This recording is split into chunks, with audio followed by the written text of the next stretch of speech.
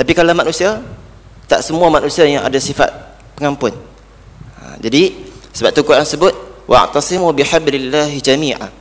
Maka kata Allah Taala, kamu kena jaga. Wahai manusia, jagalah kamu ni hubungan jami'a dengan siapa? Wa'tasimu bihablillah. Pertama, jaga hubungan dengan Allah Taala. Kemudian kata ulama lagi jami'a.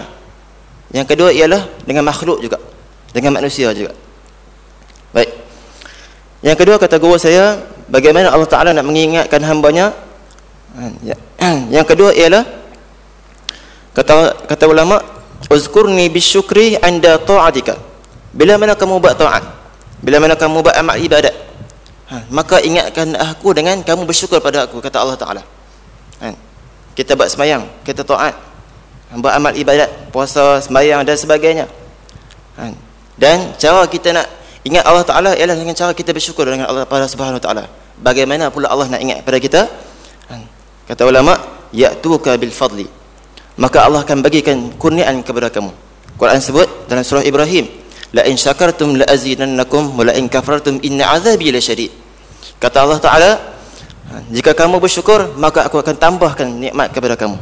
Tapi ingat, kata Allah Taala, jika kamu ingkar, kamu melawan cakap aku, kamu melawan hukum aku, inna azabi lasyadid.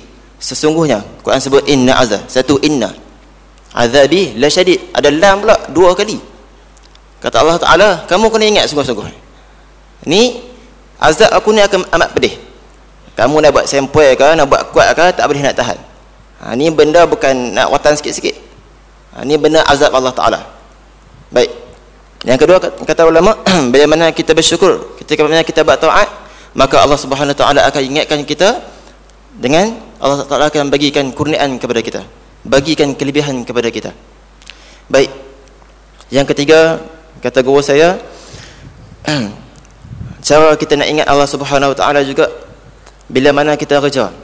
Kita buat satu kerja apa pun, kerja petani ke, kerja di pejabat ke, kecuali kerja yang tak dapat gaji, tidurlah. Tu tak apa, tu masalah lain. Kerja di pejabat ke, kerja apa-apa saja, maka bila mana kita kerja, pastikan kita bersungguh-sungguh dalam kita buat kerja. Itu juga termasuk dalam zikir. Zikir ni itu disebut sebagai zikir hal. Zikir hal maksudnya zikir dengan keadaan perbuatan kita. Zikir ada banyak tuan-tuan dan puan-puan. Yang pertama dia, kalau kita faham, zikir sama ada melalui dengan lidah kita. Subhanallah walhamdulillah wa la ilaha illallah wallahu akbar, ataupun qasidah dan sebagainya. Semua menggunakan lidah. Jadi kebanyakan manusia yang faham banyak, kita hanya gunakan dengan lidah. Itu salah satu bentuk zikir. Zikir dengan lidah. Itu yang pertama. Zikir yang seterusnya ialah zikir dengan qalbi, zikir dengan hati. Suara tak keluar, tapi dalam hati sentiasa berzikir. Contoh macam mana kata guru saya? Contoh, kalau contoh lepas sembahyang subuh tadi, lepas sembahyang subuh kita niat pula nak sembahyang zuhur, niat nak tunggu sembahyang zuhur. Lepas sembahyang zuhur pula nak tunggu sembahyang asar, sembahyang asar pula nak tunggu sembahyang maghrib, maghrib pula nak tunggu isyak. Jadi ketika mana kita niat tersebut, pahala panjang tu. Nampak? Itu orang panggil zikir dengan hati. Maka juga dapat pahala juga. Pahala sungguh tu. Pahala yang sangat banyak hanya dengan niat. Sebab tu kata ulama, niat kena baik, niat yang soleh, niat yang solehah. Kata Syekh Ammar, bukan Habib Ammar, Syekh Ammar yang datang baru ni di Darul Hadis, bila mana seorang hamba itu ada niat yang baik, niat yang baik, maka Allah Taala akan bukakan 80 pintu taufik. Satu pintu taufik pun Allah besar rahmat dah. Ni 80 pintu. Tapi dengan syarat, dengan syarat niat tu kena elok. Baik. Yang kedua tadi, yang pertama zikir dengan lidah, yang kedua zikir dengan qalbi, dan yang ketiga disebut para ulama zikir dengan jawarih, zikir dengan anggota badan kita. Zikir dengan anggota badan kita. Kita buat kerja, kita tolong orang, kita bantu orang yang susah, kita bantu anak-anak yatim dan sebagainya, itu juga termasuk dalam zikir. Dan bila mana semuanya bergabung, hati kita berzikir, lidah kita berzikir, maka anggota badan kita juga berzikir, tolong buat baik dan sebagainya, maka disebut sebagai zikir hal. Zikir hal maksud apa? Setiap masa kita berzikir. Kita tolong orang pun dikira berzikir, kita berzikir subhanallah pun dikira berzikir, kita dalam hati pun dikira berzikir. Itu disebut sebagai zikir hal. Ini tinggi sungguh ni. Sepanjang masa dikira sebagai berzikir. Baik. Sebab tu kata Ibnu Athaillah As-Sakandari, ulama daripada Mesir, Iskandaria. Kata apa dalam hikam dia? Aujaba 'alaika wujuda khidmatihi wa ma aujaba 'alaika illa dukhula jannatihi. Baik. Kata Ibnu Athaillah As-Sakandari, hendaklah kamu ada satu wirid yang khusus. Yang mana wirid tersebut engkau tidak akan lupakan. Yang wirid tersebut engkau tidak akan lupakan selama-lamanya. Baik. Dan kata lagi, wa ma aujaba 'alaika illa dukhula jannatihi. Dan Allah Ta'ala mewajibkan kepada kamu, bagi beban, bagi taklif kepada kamu, melainkan illa dukhula jannatihi, melainkan nak bawa hak kita ni, hamba ni, kepada mana? Masuk dalam syurga. Nampak? Kita ni rasa beban, sembahyang Allah, sembahyang 5 waktu, nak kena sembahyang pula. Orang kafir tak kena pun, nak kena puasa pula, nak kena buat macam-macam. Nampak dari segi tu beban, nampak teruk kita ni. Sebab tu saya sebut awal tadi, kena sabar jadi Allah Ta'ala. Kata guru saya, kita nampak bila mana taklifan yang Allah Ta'ala bagi, nampak macam beban, tapi sebenarnya rahmat kepada hambanya. Cuma kita tak nampak. Sebab pahala, dosa kita tak nampak. Sebab benda yang ghaibiyat, benda yang ghaib, benda tak nampak. Sebab tu antara ciri-ciri orang beriman ialah beriman dengan perkara yang ghaib. Dosa, pahala kita tak nampak, tapi kita buat juga. Sebab apa? Sebab kita yakin bahawa Allah Subhanahu Wa Taala akan bagi ganjaran juga. Man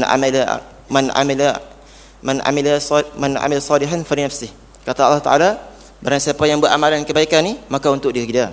Allah tak perlu pun amalan kita ni, tapi kita beramalan untuk diri kita. Kita nakkan syurga, kita nak tengok zat Allah Subhanahu Wa Taala di syurga nanti, insya-Allah. Baik, bersempena dengan bulan Rejab pada hari ini. Hari ini dah masuk bulan Rejab. Semalam saya dengan cikgu, kata Habib Ali Zainal Abidin, kata sebahagian pada ulama Madinah kata malam ni baru dikira sebagai malam Rejab. Malam ni, bukan hari ni. Jadi ala kulli hal tidak ada masalah kalau kita nak berdoa ke, nak puasa ke, tidak ada masalah. Tapi yang kita kena tahu bahawa pada malam Rejab, malam pertama hari Rejab ni, antara malam-malam yang doanya mustajab.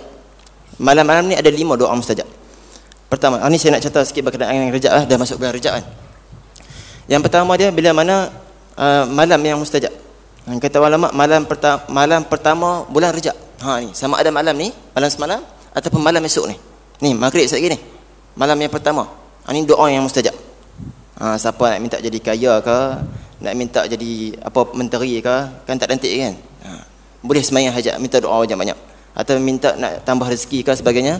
Malam ni doa yang sangat mustajab. Baik, yang kedua kata ulama, malam nisfu Sya'ban. Itu antara juga doa-doa yang mustajab. Yang ketiga malam Jumaat. Sebab malam Jumaat malam penghulu segala hari. Jadi bila mana sebut penghulu, ketua ni dia hebat lah. Kalau Ramadan, penghulu bagi bulan. Kalau hari Jumaat, penghulu bagi hari. Jadi bukan saya saja orang biasa nak letakkan hari Jumaat itu sebagai penghulu. Tidak. Nabi SAW sendiri yang letak hari Jumaat sebagai hari penghulu. Jadi bila Nabi letak, makna kata benda tu sangat bernilai, sangat tinggi. Baik, yang keempat dan yang kelima, malam hari raya Aidil Fitri dan juga hari raya Aidil Adha. Baik, tak apa kot. Cuma untuk bulan Rejab ni, untuk bulan Rejab, masa yang ada ni saya nak baca sikit satu hadis. Saya kongsi satu hadis lah, supaya kita dapat beramal. Yang mana saya ambil dalam kitab Nuzhatul Muttaqin, syarah kepada Riyadhus Shalihin oleh Imam Nawawi radhiyallahu taala anhu, dan juga saya rujuk kitab Lataiful Ma'arif oleh Syekh Ibn Rajab Al-Hanbali rahimahullahu taala. Disebutkan dalam kitab tersebut berkenaan dengan satu hadis. Hadis banyak, saya ambil hadis pendek kot. Hadis pendek kot. Takut tak sempat. Baik, daripada Sayyidina Abi Hurairah radhiyallahu taala anhu, qala Rasulullah sallallahu alaihi wasallam, kata Nabi sallallahu alaihi wasallam berkenaan dengan bulan ni, afdhalus siyami ba'da Ramadan syahrullahil muharram, wa afdhalus salati ba'da al-faridati salatul laili. Baik, kata Nabi sallallahu alaihi wasallam, sebaik-baik puasa selepas mana puasa Ramadan ialah puasa pada bulan Allah, iaitu pada puasa bulan Syahrullahil Muharram. Baik, bulan Muharram ni bulan dia ada 4. Pertama dia sama bulan Zulqa'dah. bulan Zulhijjah, dan juga bulan Muharram, dan juga bulan Rajab. Ini bulan-bulan Allah Ta'ala yang disebutkan para ulama. Jadi 3 bulan yang berkembang, Zulqa'dah, Zulhijjah, Muharram. Zulqa'dah, Zulhijjah, Muharram. 3 ni kembang. Dan satu ini bulan Rajab. Hari inilah bulan Rajab. Mana kata kita pada hari ini kita berada dalam benda yang Allah muliakan. Itu Allah muliakan zamannya, muliakan masanya dengan kita bertemu dengan bulan Rajab. Baik, kita tengok satu-satu dulu. Nabi kata sebaik-baik puasa selepas pada bulan Ramadan ialah puasa pada bulan Muharram yang saya sebutkan tadi. Bulan Muharram ni bukan Muharram tu, yang 4 tadi yang saya sebutkan pada awal tadi tu. Zulqa'dah, Zulhijjah, Muharram dan juga Rajab. Baik. Kenapa Nabi sebut Syahrullah? Kenapa bulan Muharram yang 4 ni Nabi sebut Syahrullah? Kenapa bulan-bulan lain, bulan Jamadil Akhir, bulan Jamadil Awal, bulan-bulan Ramadan dan sebagainya, kenapa tidak disebut Syahrullah? Baik. Kata Nabi SAW, kata ulama, bila mana disebut Syahrullah lil Muharram, tanda kata apa? Tanda kata bulan Rajab ni bulan yang sangat hebat. Bulan yang 4 tadi bulan yang sangat hebat. Bulan yang mana dibanggakan oleh Allah Subhanahu Wa Taala. Sebab tu bila mana dinisbahkan Syahrullah, tanda apa? Tanda dia ada kemuliaan di situ, ada kehebatan di situ. Baik, bila disebut Baitullah, nampak? Ada maksudnya ada kemuliaan di situ. Bila disebut Naqatullah, Naqah maksudnya apa? Unta Allah Taala. Baik, kenapa tak sebut kipas contoh Mirwahatullah? Sedangkan kipas juga milik Allah Taala. Kenapa lampu? Lampu kita sebut hanya misbah. Kenapa tak sebut misbahullah? Setiap benda sebut, bila sebut Allah di belakang, pasti ada kemuliaan. Baik. Lihat pula para nabi. Kalau Nabi Ibrahim AS disebut sebagai Khalilullah, hebatlah tu. Nabi Musa AS disebut sebagai Kalimullah. Nabi Isa AS disebut sebagai Ruhullah. Nabi Muhammad SAW disebut sebagai Habibullah. Jadi setiap benda tu dia ada kemuliaan dia. Untuk para nabi, dia dinisbahkan Allah di belakang sebut.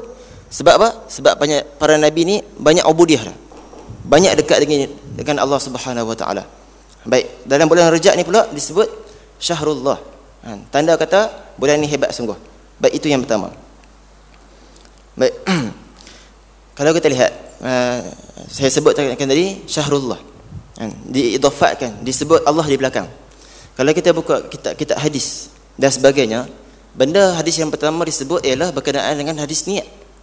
Innamal a'malu binniyat wa innama likulli imrin ma nawa faman kanat hijratuhu ila Allah wa rasulih fa hijratuhu ila Allah wa rasulih wa man kanat hijratuhu lidunya yusibuha aw imra'atin yankihuha fa hijratuhu ila ma hajara ilaih.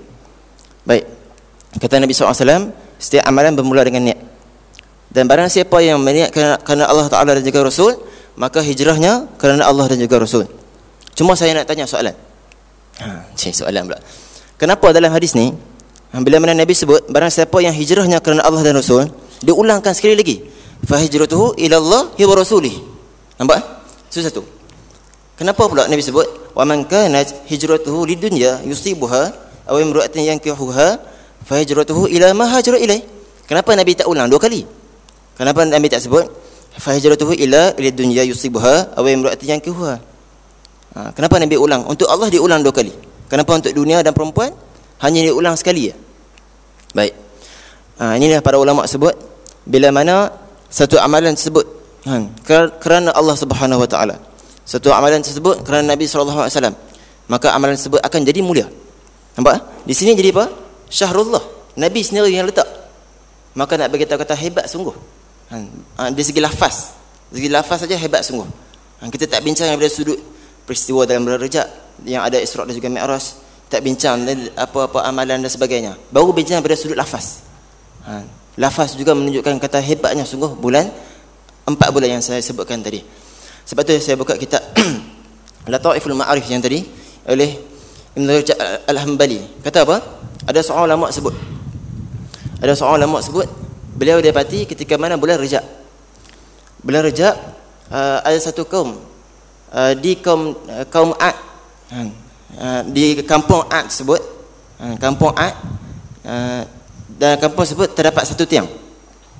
Dalam tiang tersebut ada satu tiang tembaga. Di sebelah tiang tu pula, jadi panjang sikit. Saja buat cerita panjang. Di sebelah tiang tu pula ada satu pokok. Pokok ni kata ulama sebut juga daripada tembaga. Pelik sungguh. Kita pun tak pernah tengok ada jumpa pokok ni. Kalau ada pasal masuk muzium dah. Pokok daripada tembaga. Ni cerita pelik zaman dulu. Baik, pokok ni pula apa yang pelik yang pokok ni? Pokok ni ketika mana bulan Rejab dia akan keluarkan air. Keluarkan air pula. Sekat KL pula. Baru balik KL semalam. Pokok ni akan keluarkan air, dan air ni akan apa? Akan mengalirkan ke mana? Ke tanam-tanaman dan ke kebun-kebun. Maka air yang mengalir daripada pokok tersebut akan menyebabkan semua tumbuh-tumbuhan akan jadi subur. Dan ulama ni bila mana tengok lepas habis saja bulan Rejab, air ni berhenti. Air ni berhenti. Lepas tu baru dia kaji balik. Sebab apa bulan Rejab ni ada kelebihan dia macam-macam. Rupanya kaji satu kelebihan bulan Rejab. Mungkin saya tak sempat nak cerita ni lah. Nanti mungkin Ustaz Zuna Sri akan cerita. Baik. Saya sambung yang tadi. Kerana kemuliaan bila Nabi sebut syahrullah. Kerana itu Nabi SAW berdoa, Allahumma barik lana fi Rajab wa Sya'ban wa ballighna Ramadan. Baik. Doa ni bukan untuk Nabi saja. Doa ni untuk siapa? Untuk umat Rasulullah SAW sendiri. Untuk umat dia sendiri. Sebab tu bila mana kita masuk ni bulan Rajab, banyakkan baca doa ni. Allahumma barik lana bentar. Baca doa makan pula.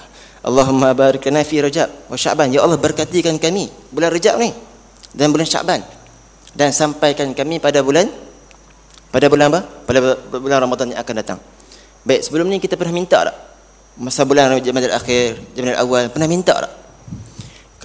Kata ulama dalam kitab Ta'fil Ma'arif, kalau kita pernah minta doa ni ketika mana bulan Rejab, ketika mana sebelum bulan Rejab, dan hari ni pula kita bertemu dengan bulan Rejab, maka kata ulama, tanda apa? Tanda Allah sayang pada kita. Sebab apa? Sebab bila mana kita minta bulan Rejab, kita nak buat amalan. Bukan kita bulan Rejab, ya Allah ya Tuhanku, sebelum bulan Rejab minta, ya Allah ya Tuhanku, pertemukan aku dengan bulan Rejab supaya aku jadi kaya. Tidak. Tapi kita minta bulan Rejab apa? Supaya kita nak tambahkan amalan. Jadi kata ulama, bila mana kita minta pada sebelum bulan Rejab doa ni, maka tandanya Allah nak muliakan kita. Sebab apa? Sebab kita nak tambahkan amalan kita. Sebab tu mukmin yang terbaik, mukmin yang hebat, kata Nabi SAW, khairukum man tala umrihi wa hasuna amalihi. Kata Nabi SAW, sebaik-baik mukmin yang hebat ialah mereka yang mana amalan mereka ni baik dan umur mereka panjang pula. Ni umur panjang, aku ada buat perangai. Sepatutnya umur panjang, umur aku meningkat, semakin tunduk, bukan aku buat perangai. Baik. Quran sebut dalam suratul Mulk, tabarakallazi biyadihil mulku wa huwa ala kulli syai'in qadir. Baik, linabluwakum ayyukum ahsanu amala. Quran kata, Allah Taala kata, kami akan uji kamu, linabluwakum ayyukum ahsanu amala. Kami akan uji, kami akan tengok siapa amalan kamu yang paling terbaik. Quran tak kata linabluwakum ayyukum aktsaru amala. Quran tak kata kami nak tengok berapa ramai yang beramalan. Quran kata kami nak tengok berapa orang yang beramalan ni, amalan mereka ni terbaik. Terbaik dari ladang pula. Terbaik sungguh. Sebab tu kita bincang pada awal tadi pula, bila mana kita beramalan kena bersungguh-sungguh. Sebab bila mana bersungguh-sungguh, Allah Taala sangat suka pada hamba dia. Baik. Dan disebutkan dalam kitab tersebut juga, hinggakan para ulama yang mana sakit sebelum bulan Rejab ni minta pada Allah Taala, ya Allah ya Tuhanku, tangguhkan aku sedikit ni. Bagi aku sakit ketika mana bulan Rejab ni. Bagi aku sakit bulan Rejab, dan kau boleh matikan aku dalam bulan Rejab pun tak apa. Baik. Jadi ulama ni, ada seorang ulama ni bila mana minta macam tu, Allah Taala kabulkan doa dia. Dia asalnya nak sakit dah. Sepatutnya boleh mati dah pada bulan sebelum Rejab tu. Tapi minta pada Allah Taala nak mati pada bulan Rejab. Bila mati, sampai satu berita pada dia, kata kamu digelar sebagai utaqa. Kamu bebas daripada api neraka. Sebab apa? Sebab niat dia yang baik. Nampak? Sebab niat dia yang baik, sebab nak bertemu dalam bulan Rejab, sebab nak beramal. Sebab tu niat kita pada awal saya sebutkan tadi, niat kena baik. Kalau mati pun mati dalam keadaan elok. Baik, contoh saya bagi. Contoh lagi lepas sembahyang lagi, contoh lepas zuhur lagi. Sebelum zuhur, contoh dalam pukul 1 nak masuk zuhur tu. Nak masuk zuhur dah, kita lalu tahun ni. Kita nak pergi tempat lain pula, ada raja. Zuhur nak masuk dah ni, tinggal 20 minit lagi. Kemudian kata ulama macam mana, bagaimana kita nak selamatkan diri kita? Ialah dengan cara kita niat. Selagi aku nak aku tak ada nak sembahyang di Masjid Sultanah ni, aku nak sembahyang di Masjid Zahir contohnya. Jadi kalau kata ulama, kalaulah sepanjang daripada Masjid Sultanah, kita tak sembahyang tadi, kita nak pergi Masjid Zahir tadi, tiba-tiba kita mati tengah jalan, maka bagaimana Allah nak kira kita? Dikira berdosa ke ataupun dikira kita ni lalai dan sembahyang dan sebagainya? Tidak. Kita tidak dikira sebagai berdosa, sebab niat kita nak sembahyang di masjid tadi, walaupun nak masuk waktu dah tadi. Nampak? Beza pula dengan waktu nak masuk dah, kita pun pergi tempat lain, pergi mata-mata, lupa nak niat, dan akhirnya sembahyang zuhur tadi terlambat pula. Maka kalau mati, na'udzubillah min zalik, berdosa balik. Sebab tu saya sebutkan pada awal tadi, niat kita kena baik. Baik. Quran sebut dalam kitab sebut bulan Rajab, bulan yang mana datangnya kebaikan. Bulan yang datangnya berkat kepada kita. Apa kebaikan dia? Kebaikan dia, Nabi sebut bagi orang yang berpuasa pada bulan Rajab. Ini berlatih puasa ni. Berlatih puasa. Bulan Rajab ni bila mana kita berpuasa, tak kira lah puasa sunat ke, puasa wajib ke, bila mana kita berpuasa, kata Nabi SAW, kita akan dapat dua gembira ketika mana kita nak berbuka. Pertama, gembira sebab apa? Gembira di dunia. Sebab apa di dunia kita gembira? Sebab malaikat turut doakan kepada kita. Malaikat doakan kepada keampunan kepada kita. Sebab tu kita rasa seronok sangat. Sebab kata ulama, sepanjang kita puasa, sama ada puasa sunat ataupun wajib, sepanjang tersebutlah kita ni akan didoakan oleh para malaikat. Sebab tu rasa seronok. Para ulama rasa seronok sebab didoakan oleh para malaikat. Dan juga asas seronok sebab apa? Bila mana malaikat doa kita juga akan mustajab. Nampak? Kalau kata seorang saja malaikat berdoa untuk kita, Allah tu pun dah tinggi saja nilai dah. Ni tak tahu ni berapa banyak malaikat yang akan doakan kepada kita kalau kita berpuasa. Tak kira lah puasa bulan Rajab, puasa sunat ke, puasa wajib dan sebagainya. Baik, itu ketika mana di dunia sebab bawa kebaikan. Dan kata Nabi SAW, gembira yang kedua ialah ketika mana berjumpa dengan Allah Subhanahu Wa Taala di akhirat nanti. Nampak? Jadi bulan Rajab, kata ulama, bulan yang sangat berkat, bulan yang sangat membawa kepada kebaikan. Pesan guru saya, Syekh Husri Hafizullah Ta'ala. Syekh Husri Hafizullah Ta'ala, dia pesan kata apa? Kita ni kalau tak mampu nak puasa Isnin Khamis setiap minggu, pastikan kita puasa paling kurang sebulan tu 3 hari pun tak apa dah. Sama ada kita ambil direct terus ke, contoh macam kita ambil Isnin Selasa Khamis, Isnin Selasa Rabu ke, ataupun Isnin Khamis, Isnin balik ke. Yang penting 3 hari dalam sebulan. Baik, apa faedah dia? Apa hikmah dia? Apa kelebihan dia? Kata guru saya Syekh Husri Hafizullah Ta'ala, orang yang dia istiqamah, puasa 3 bulan sehari, puasa sunat ni, bukan puasa wajib, puasa 3 hari dalam sebulan. Faedah dan hikmah dia apa? Dia tidak akan ada perasaan dendam, perasaan marah dengan orang, perasaan benci dengan orang tidak ada. Baik, ataupun perasaan malu dengan orang tidak ada. Sebab apa? Sebab dilatih dah. Dilatih dalam puasa sunat dah. Ni baru puasa sunat dilatih. Sebab tu ulama kata, bila mana sebelum bulan Rajab ni, sebelum bulan Ramadan, bulan yang wajib kita berpuasa.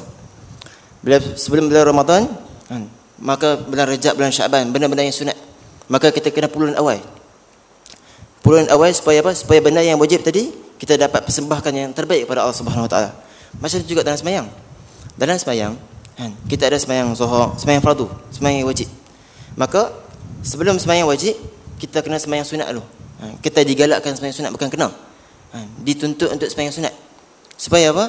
Supaya yang wajib tadi, benda yang wajib dalam sembahyang tadi, kita ada buat kesalahan sikit, lalai ke sebagainya, akan ditampung dengan sembahyang sunat. Jadi benda wajib ni kita nak persembahkan pada Allah Taala dengan benda yang terbaik. Sebab tu didatangkan Rajab dulu, kemudian Syaban dulu. Supaya apa? Supaya kita ni betul-betul menghargai.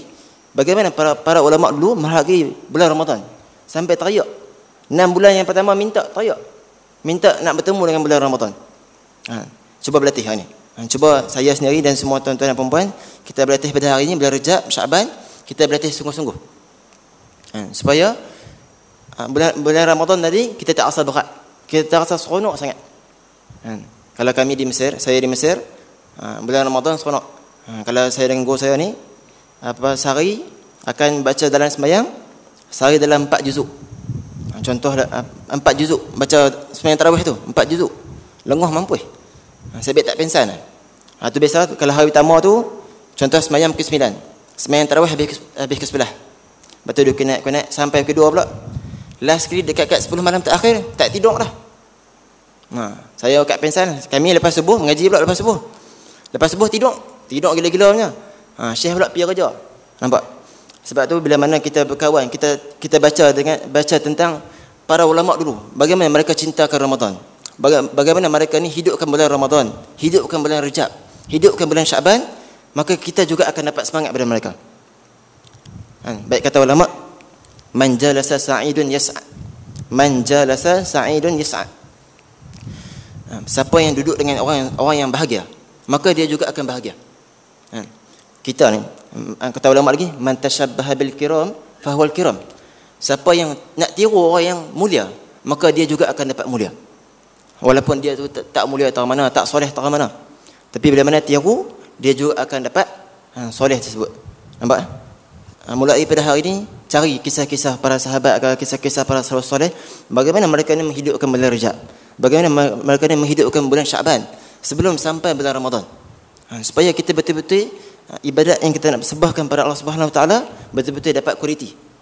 Kita nak akan kualiti, bukan kuantiti. Tapi kalau kuantiti pun banyak, pastikan ada juga kualiti. Baik. Apa ulama sebut tadi? Man jalasa sa'idun yas'ad.